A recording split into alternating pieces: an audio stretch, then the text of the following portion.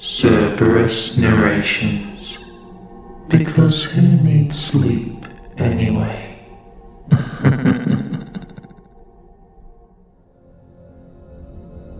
When I was about 12, my great-uncle John came from Ukraine to visit us in Canada.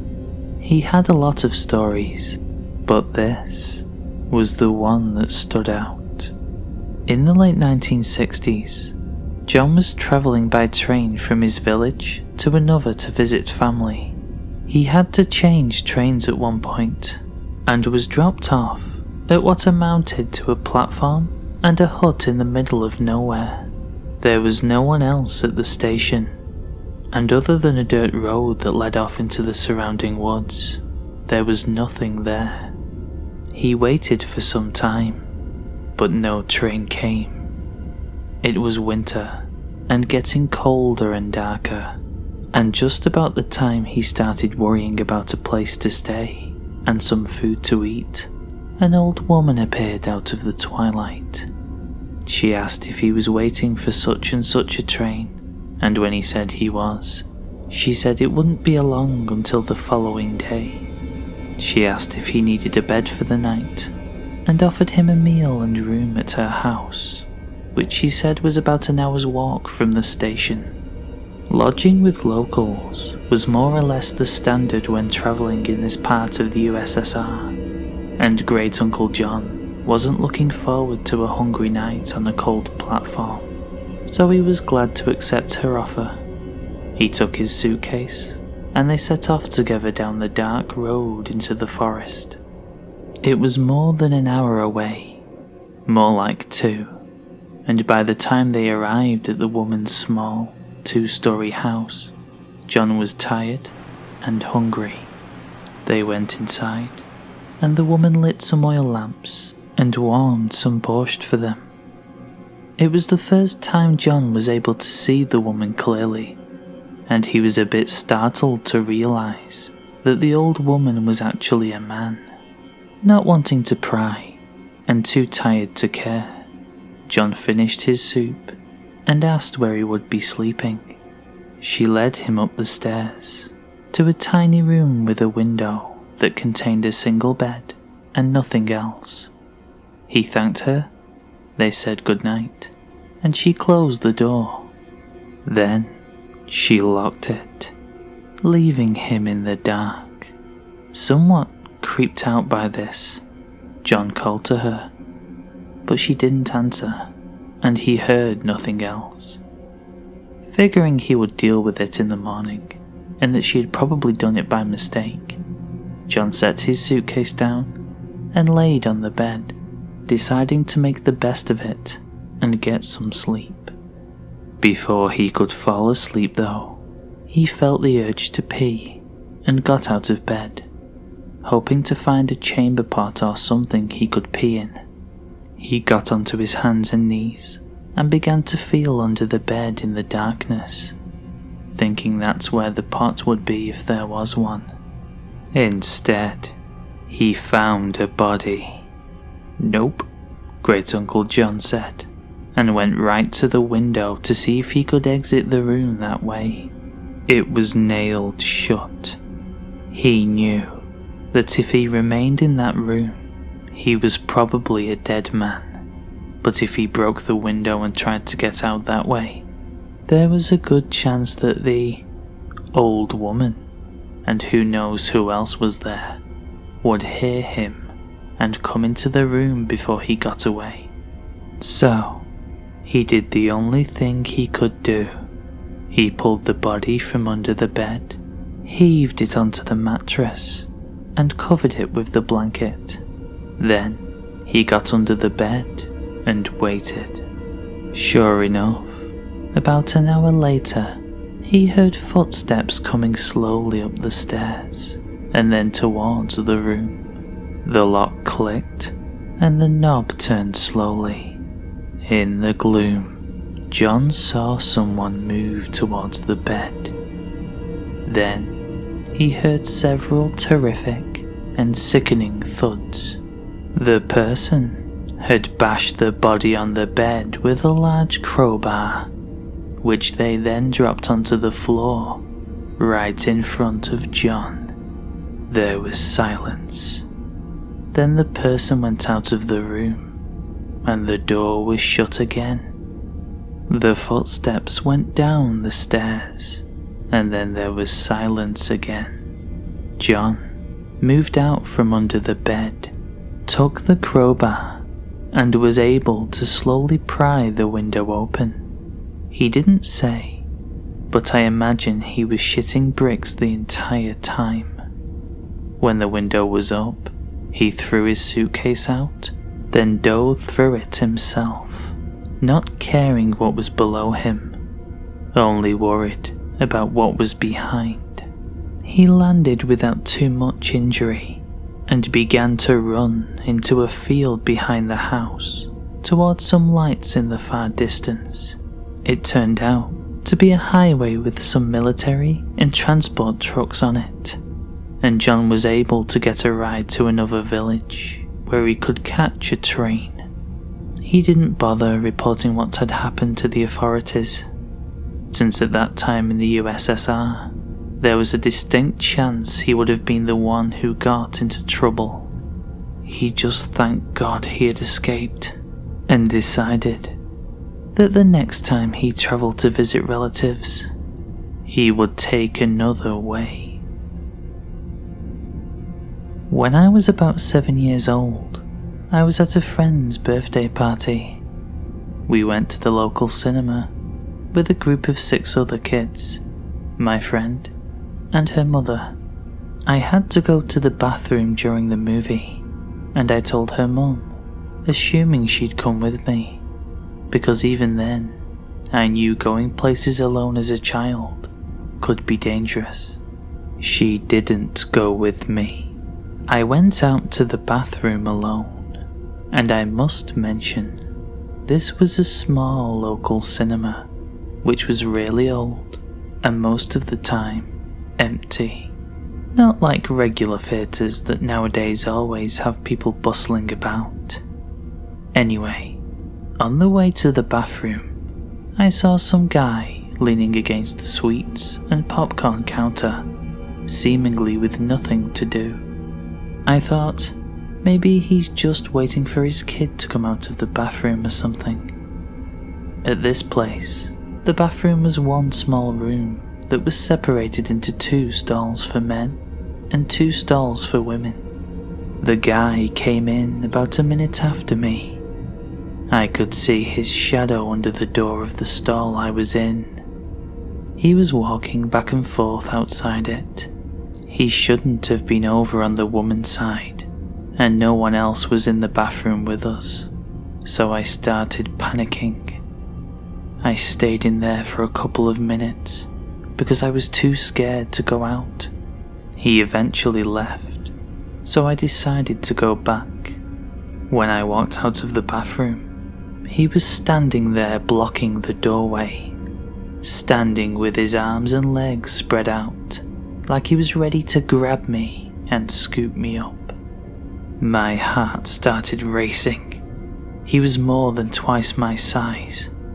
I was terrified. I thought fast enough to jump through the gap between his legs. I skidded on the carpet and burned my knees, but I got up as fast as I could and ran back to the screen the party was at. I wish it ended here, but that night at home, I remember hiding this baby doll I had because I thought the guy was going to come for me and I wanted to protect her. My mum noticed me acting weird and asked what was wrong. I blurted out that a man tried to grab me when I was at the cinema. She kind of brushed it off, but I think she was trying to act like nothing was wrong for my sake, though I saw in her eyes she was worried. Later, I heard her and my dad talking, and she came to ask me what the guy looked like.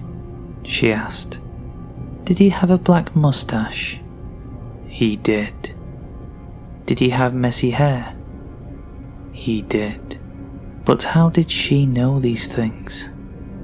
Turns out, he was at our fucking house earlier that day, replacing a window, and must have heard my mum and me talking about the party. I don't know what he was planning on doing if he grabbed me. Kidnap me? Something else? I'm just glad he didn't. This just happened to me a few nights ago, and I am still shaken up. I am a female bartender at a small cafe that doubles as a venue. During the day, we serve coffee and lunch, and at night, we have a full bar with bands, comedy shows, etc. On this night, there was an open mic comedy show. Not a lot of comedians showed up, so we ended up closing up shop early, and I was ready to go home. I had a patron come in and order a single beer during the comedy show. He was acting nervous, but being a female bartender, I get male customers that are shy or don't want to talk to women, so I didn't think much about it. He sat down, sipped his beer, and watched the show. Since we closed early, everyone was pretty much gone, and I wanted to lock up and clean so I could get home. After I escorted the last couple out of the bar and got ready to lock the door, I see the man from earlier walk down the back hallway and into the men's room. Not even a minute later, he burst through the door yelling, "Hurry! Come back here, I need help." I stood at the opposite end of the hallway and asked him what was wrong. "The toilet is overflowing. There's water all over the floor. Help me clean this up." I could tell that something was wrong, and I replied, "It's okay, man. It happens. I'll mop it up. I'm just trying to close up right now." He continued to argue with me, trying to get me to come into the bathroom with him as I stood about 20 feet away down the hallway. Finally, he walks towards me very aggressively and tries to grab my arm. "You need to come back here now," he says. I immediately put my hands out in front of me so he cannot come any closer, and I tell him he has to leave. He walks outside and I lock the door behind him. I check the bathroom and it is completely spotless. No water on the floor at all. I flush the toilet and urinal, and they are both working fine. I start to get nervous, and I take my large pocket knife and clip it to the waistband of my pants, just in case. As I'm cleaning our espresso machine and putting toppers on the liquor bottles, I hear a tapping noise. I look up at the front of the store, which is one big window that has a few curtains covering it. The same man is tapping on the window, waving at me and laughing like a maniac. I watch him walk over to the door and pull on it. It doesn't open, since I had locked it after he left. He starts screaming and pounding on the glass, saying, "Open the fucking door. I'm going to fucking kill you." Fight overcame flight at this point, and I walked around the counter and about 6 feet from the door. I pulled out my knife and locked eyes with him and yelled, "I'm calling the cops. Get the fuck out of here." He smiled and walked out of view of the window. At this point, all of my adrenaline just crashed. I locked myself in the office and called 911 crying, explaining that I'm alone and a man tried to lure me into the bathroom and was outside trying to get into my bar. I waited an hour and a half. No police showed up. I called my boyfriend and he drove up to the shop. My manager watched the security cameras from home, making sure that the man didn't come back. I did the deposit and immediately drove home, my boyfriend following close behind me. my male busboy, has been coming into work with me so I'm not alone, and the managers have been keeping an eye on the security cameras while I'm working. So, crazy dude, who tried to lure me into the bathroom to do God knows what to me, let's not meet. I love staying up late. Watching television until 3 AM is my bread and butter. Suffice to say, this is a usual thing for me when I'm home alone. With my dad going away for work every 2 weeks and coming home for one, it was very easy for me to get away with it while I was still in school. And for context, I lived with just my dad, as my mum passed away from cancer when I was only 12. But I wasn't completely alone though. I had a tuxedo cat with the most fitting moniker, Tuxedo. I've had him since I turned 16, and he's kept me company during the many, long Canadian winter nights when I was by myself. His two favourite places to sit were the small red couch on the right side of the television and the small table that was placed in front of the large living room window. I also occupied the big red couch right in front of the television. One more important thing to note is that my dad always insisted I close the curtains on the large living room window when it became nighttime. To him, he thought it was dangerous to let people see into the house and could tempt them to break in. But in my mind, I always figured no one would be dumb enough to break into a house with lights on, instead of a house with no lights on at all. So, I usually just left them open the entire 2 weeks he was away, because laziness. So, on this particular night, I was watching a documentary. I think it was about some couple being held hostage somewhere in Australia. These certain documentaries would be on very late, which wasn't a problem for an 18-year-old me in the slightest. Tuxedo obviously felt differently, as he had chosen to gaze outside the living room window instead. As it had just entered commercial break, Tuxedo started giving soft cries as his eyes were staring in the direction of the front door, which was on the left side of the window. He usually does this if he sees someone outside the door, which was more commonly done during the day than the night for obvious reasons. It was actually very out of the ordinary for Tuxedo to do this so late. At first, I assumed it might have been an outdoor cat or wild rabbit by my door, but I could tell Tuxedo's wail was especially worrisome, so I decided to check it out for myself. Here's the layout of my front door entrance. Tuxedo and I were on the top floor, but the entrance was at a lower level that was between the top floor and the basement. There was a small staircase that went down from the top floor towards the front door, and a second small staircase that went further down away from the door to the basement. Hopefully, that was a good explanation of it.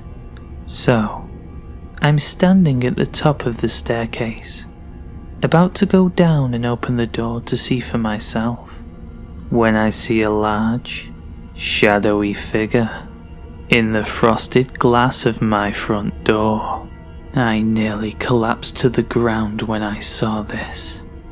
It was definitely not my dad, and 11 PM at night, it was certainly not something I expected to see. I could tell whoever this was had something in the door and was trying to pry it open. At that moment, something came over me that I can't explain. It might have been the fact that I knew I had no one in the house to help me, or the fact I had felt an urgency to protect Tuxedo from this intruder. but I grabbed my cell phone off the arm of the couch and threw on the lights over the front door. The shadowy figure was now fully visible and clearly startled as our eyes met through the frosted glass. His face displayed in a jagged reflection. "Leave now. I am calling the police. Leave." I didn't even get to finish before he was dashing off my yard and into a car across the street. Before I could even tell the make and model, let alone a license plate, he was gone. All that remained was a crude crowbar on the front step. Now, it's up for debate what that man was at my house for. I certainly didn't recognize him in the few seconds I looked at him. While this definitely shattered my imagined immunity from danger if the lights were still on, part of me wonders if he might have still attacked if I wasn't awake that night. One thing is for sure though, Tuxedo saved my life that night. I don't even want to imagine what might have happened if Tuxedo wasn't looking out the window that night.